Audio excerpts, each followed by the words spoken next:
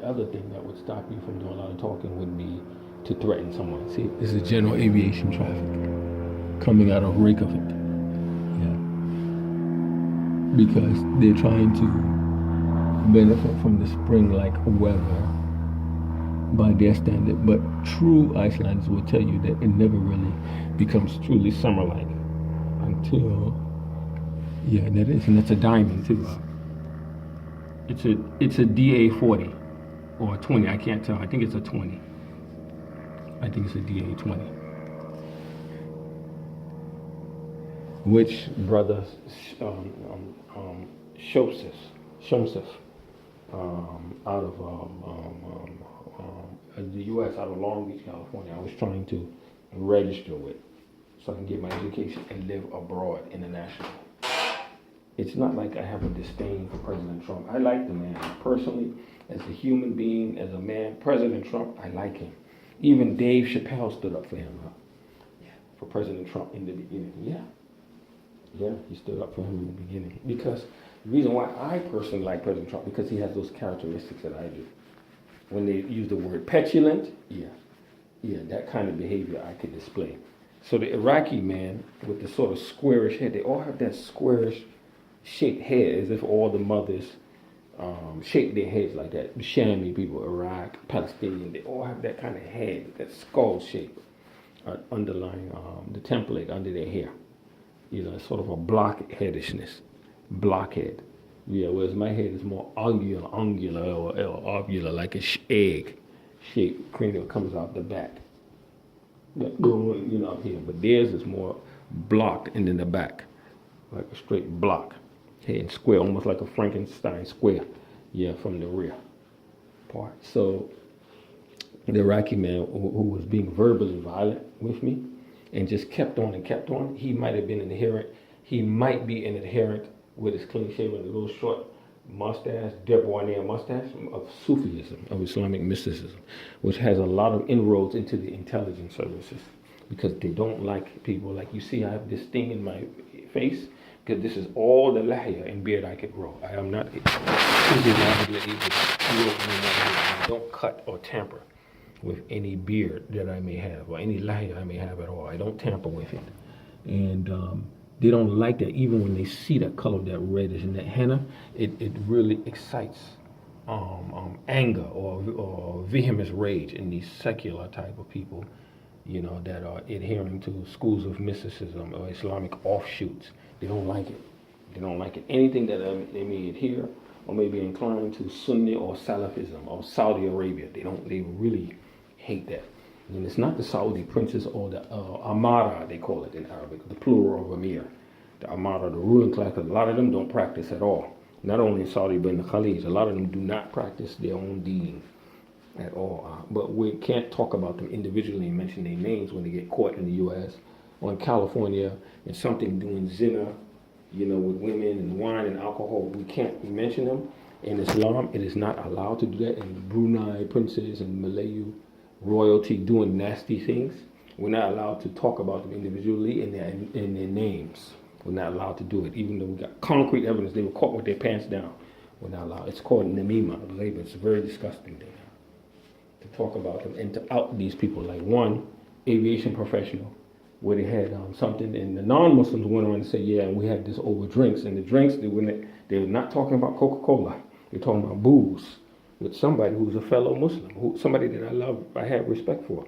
I have, present tense, not past tense, a captain of the aviation industry. I have respect for this brother, man. And I got to warn him, tell him to take that shit down, man. That post about him, man. Mention his name and everything, man. Stuff like that. Oops, I got caught. Oop. The shayateen caught me. I had so strong feelings for him that I said it here in the hammam. God forgive me, man. Yeah, I usually never do that. Maybe I'll get caught saying that in a year, maybe 2 or 3 times in the hammam, in the toilet. I usually know because I have strong feelings for him, man. He helped me with $1,000 in the Kingdom of Saudi Arabia. I was pleading. Let's say I was begging for much more than that. I needed help so I could go.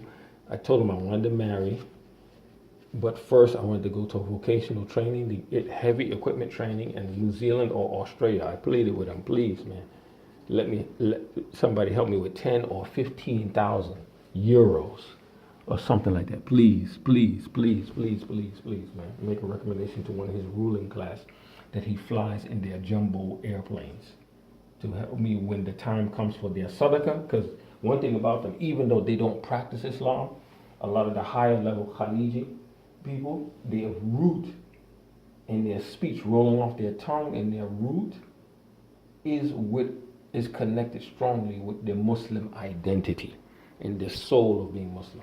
Yeah, they have a strong root towards their Muslim identity. You know, and even some of the higher Pakistanis, like a General Musharraf, in fact, I would say General Musharraf, General Musharraf's root and others is even stronger than the Arabian Gulf. Pakistanis' root towards their identity of being Muslim and doing their namaz and doing their nawafil. They do a lot of nawafil, Hanafis. A lot, you know. And I was getting ready to say Marsh because I have strong love feelings for them.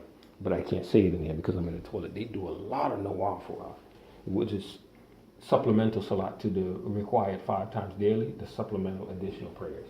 Yeah, they do a lot, man. Hanafis do a lot, man. And in Ramadan, 20 long rakats of the Ramadan fasting, my prayer at night. A lot, man. Woo!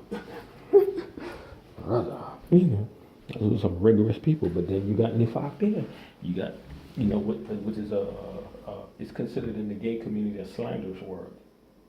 We talk about the gay community like that. We call people faggots. Yeah, you got people in Pakistan, in Bangladesh, men dressing like women to bend over for other men and to moan and scream because sex is kind of a violent act, and it's an exegesis, it's an excretion of the violent urges that we have to beat and fight each other, being that may be physiologically, chemically induced from testosterone in others.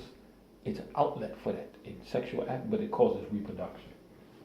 And some political leaders have already connived and conspired, I should say, or colluded to try to cut down on that act. And virtual reality could have a big place in that. Virtual reality and tactile stimulation and interaction and sensations within virtual reality, but you need a higher computer graphics output capability within the smaller devices. That's why the Magic Leap thing started by the Jewish brother, you know, the Jewish American brother, Magic Leap. That's why the processor, when they had a reveal of a photo of someone of ethnic ancestry wearing the meaning when I say minority ethnic ancestry, wearing the backpack to process all of that. That's all that processing power that's needed. It's like the other Jewish brother who I spoke to directly of Altoy, Jules Orbach. You need a lot of processing power, man. Process those type of level of graphics. But then you have Euclidean out of Australia with the gentleman who I also spoke to, Bruce Dale, who we haven't heard anything for. He went into stealth mode and made a lot of money from when he started humbly, and now a lot of money has been infused with that computer graphics because it has the potential to satisfy these urges of people to hump.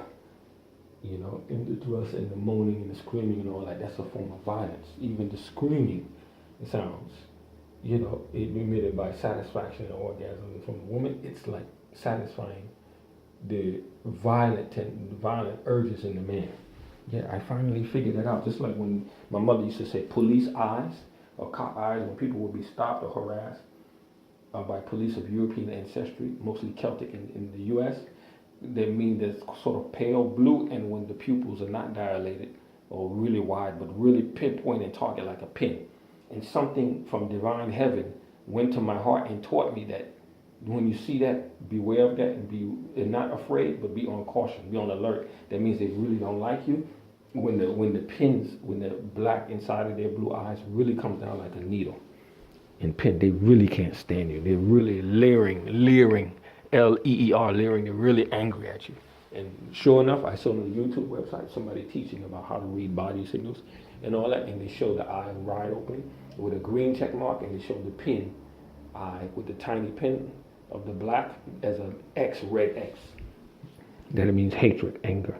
So I'm getting a lot of ilham, what they call ilham dunya, from the Creator, a lot of it.